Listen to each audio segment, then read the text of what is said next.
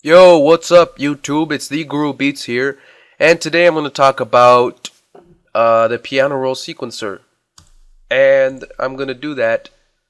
First off, if you haven't watched my tutorial on the pattern sequencer, then you're missing out, and you won't get what I'm talking to you about.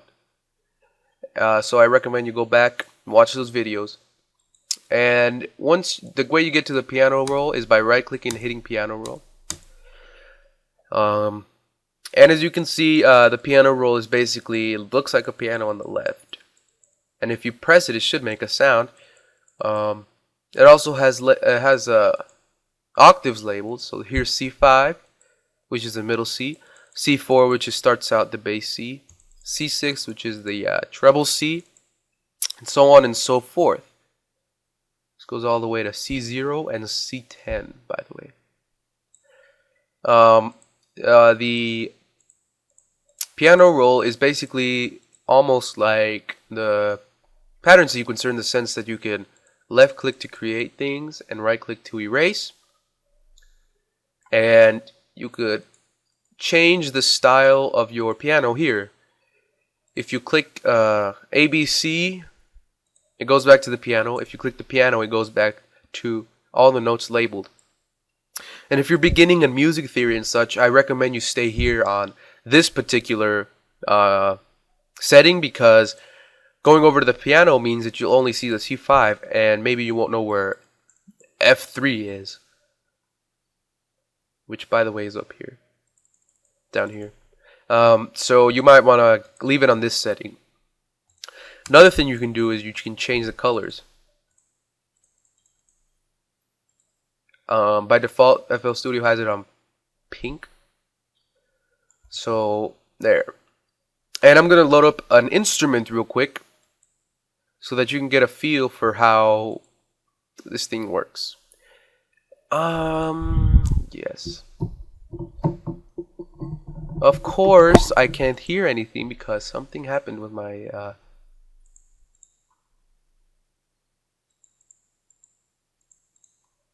there should work.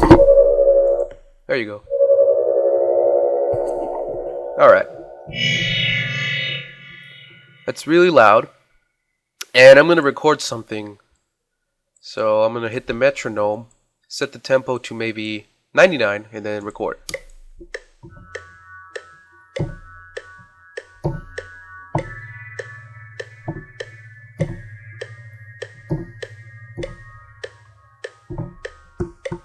Alright, so now that I finished recording, I could just leave it there. And as you can see, I did a horrible job in recording as these things aren't aligned. So you want to look up here to the snap mode. And yours by default is selected to cell. I really recommend you put it on a 4th beat because it's pretty much the same as align and cell snap. The only difference is that when you record, it records better and it snaps better. So the way you fix your alignment is by selecting everything by hitting Control A and then going up here to the little arrow, hitting Tools and Quick Quantize. That makes it so that everything quantizes according to the main quantization. And quantize is just a big word for fixing your recordings. Right now I'm going to adjust the release on this thing. Alright. There. Okay. So as you can, let's play this back again and see how it sounds.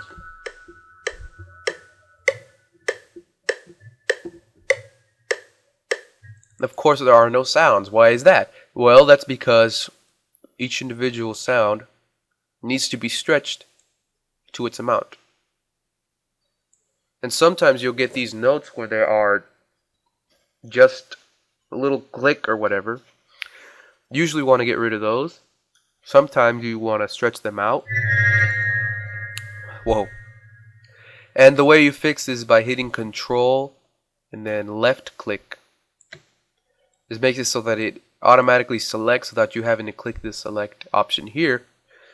And a faster way, instead of going to Tools and Quantize, you can hit Control Q, and that makes it so that everything quantizes perfectly. So you want to make sure they are aligned and ready to go. So now that you have that, you want to play back, right? Right?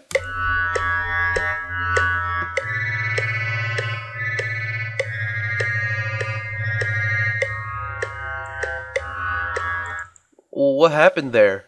Why didn't it go all the way to the end? Well, as you can see, this particular red is the selected, and you didn't deselect everything. So FLStudio is only going to play until up here. So the way you do that, instead of going through shit and everything, Control D. There you go. You always want to do that after doing some changes. Like say you want to select, you're going to select these and maybe delete them. Select these again and delete them. You can also hit the delete key on your keyboard so that it deletes it. Now that we have that, we could adjust the volume, the velocity on the bottom. So I don't like these notes up here, so I'm going to lower them a bit.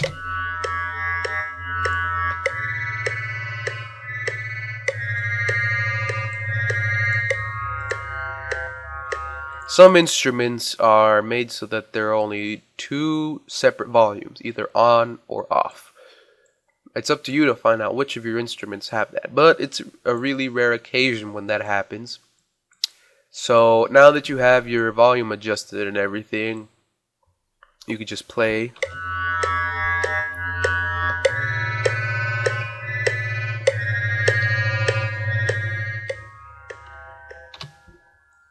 You could also, using the pattern sequencer along with the piano editor, you can right click, you could copy the selected notes, go to a different pattern, and paste them. And then you can edit them there for maybe a chorus or something. And you can flip back to the two. And if you have a full keyboard, I don't think laptops have this, but if you have a full keyboard, you can quickly shift through the patterns by hitting the right number keys, the ones that are aligned in a square shape, sort of. And don't forget to check your numlock. It's a quick way to access all the patterns. Anyways, back here, if you want to mute certain sounds for maybe a chorus, you click this particular button, which is the mute. It has like a speaker with an X on it, and select the ones you want to mute. And by right-clicking, you delete it. And if you accidentally make the mistake of deleting something, you hit Control Z to undo what you did.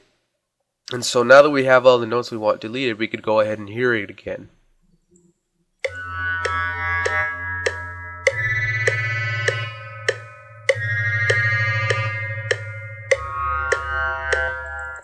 And now that's a creepy sound, but it got the job done. We muted these. So if you want to unmute them, you got it right. Just click them again. So now that we have this out of the way, let's load up a drum kit and see. Load up the FPC,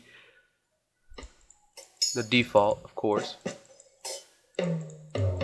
And if you have a MPD controller or trigger finger or whatever, then it'll be easy for you to do this.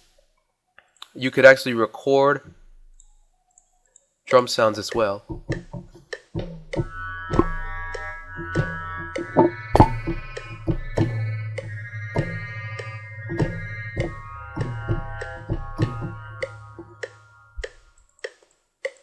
Okay.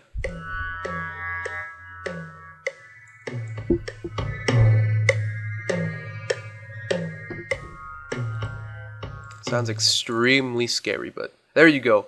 See, sometimes when you record, you get these. You always want to make sure there aren't any on the beginning. So there you go. We have this thing recorded, and as you can see, it actually snapped correctly because of using this 4th beat snap. And of course, you can use different kinds of things. Using none is very useful if you are doing on-the-fly orchestra recording, or even for making your sounds sound better. So there you go. It actually displays the sounds here on the left side. If you didn't have that, if you had the keyboard, it wouldn't show shit. So that's great to keep in mind. So now that you know a little bit about the pattern sequencer and the piano roll, it's time to move on to the mixer. But that'll be next video. See you guys.